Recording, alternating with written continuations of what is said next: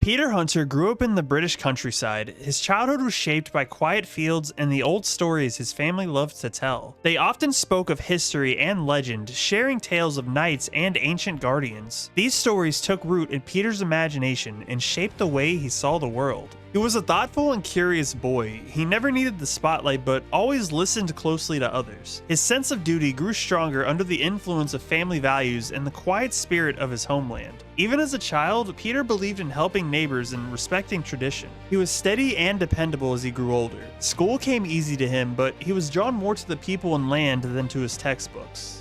Peter carried himself with quiet integrity, earning trust without even seeking it. He loved the mysteries of the past and felt a quiet pride in where he came from, not knowing yet that his own story would one day join those old legends. Peter's life began to change after he joined the British Army. Discipline suited him, and he found purpose in service. While stationed on duty, he came across an ancient pendant that seemed to almost call out to him. It was unlike anything he had ever seen, marked with symbols that felt both strange and familiar. He took the pendant with him, feeling a sense of responsibility he couldn't explain. Soon after, he began to notice subtle changes. His senses grew sharper. He felt more aware of the world around him, as if something in the air had shifted. And at night, he would sometimes dream of misty forests and ancient battles. These dreams felt more like memories than fiction. As days passed, Peter sensed a presence within himself. It was a voice that wasn't quite his own, offering guidance in moments of doubt. He felt drawn to old places and forgotten paths, as if searching for something just out of reach. The world around him started to reveal hidden patterns and secrets. His search for answers led him deeper into the English countryside. He felt guided by instinct more than reason, following signs that only he could see.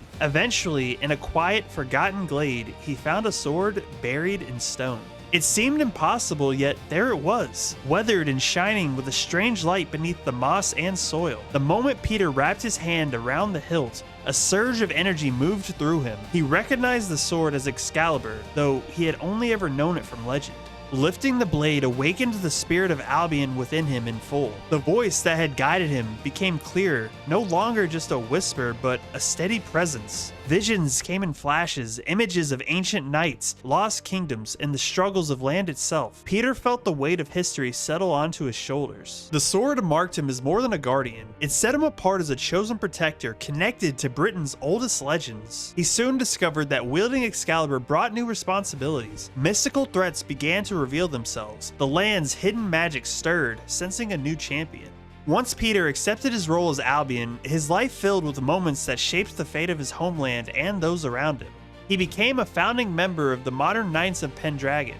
As part of this group, he stood alongside other chosen champions, each of them touched by an ancient spirit. Their mission was to defend Britain from threats that ordinary eyes couldn't see. One of his earliest trials came when the eco-terrorist group called the Bane, no, not that Bane, tried to poison the land's spirit. Peter faced their leader, embodying not just physical strength, but the very resolve of Albion itself. He turned the tide of battle by drawing on Excalibur's power and rallying his fellow knights, reminding them of deeper purpose. His presence brought hope, even when darkness pressed in from every side. Peter's connection to Albion allowed him to sense mystical disturbances across the country. He responded to attacks by dark creatures and ancient enemies who sought to unravel the fabric of Britain's magic. He eventually confronted the Red Lord, a powerful foe who threatened to destroy the balance between the natural world and the mystical. Peter used both strategy and heart, calling upon the legacy of every knight who came before him. He also helped heal the land itself after it suffered from unnatural corruption. He walked the countrysides, restoring ancient sites and mending the damage left by battles most people never knew had taken place. Through these acts, Peter became not only a warrior but a healer, trusted by spirits and mortals alike. In his journey, Peter never lost sight of his own humanity. He struggled with doubt and loneliness, burdened by the knowledge that his calling set him apart. Yet, he always chose to stand his ground, holding the line for those who could not defend themselves. Peter's story shows the weight and quiet dignity of real heroism. As Albion, he did more than fight or win battles. He became the living memory of his country's hopes and spirit. His life wasn't easy or full of praise, still though, he met every challenge with steady resolve.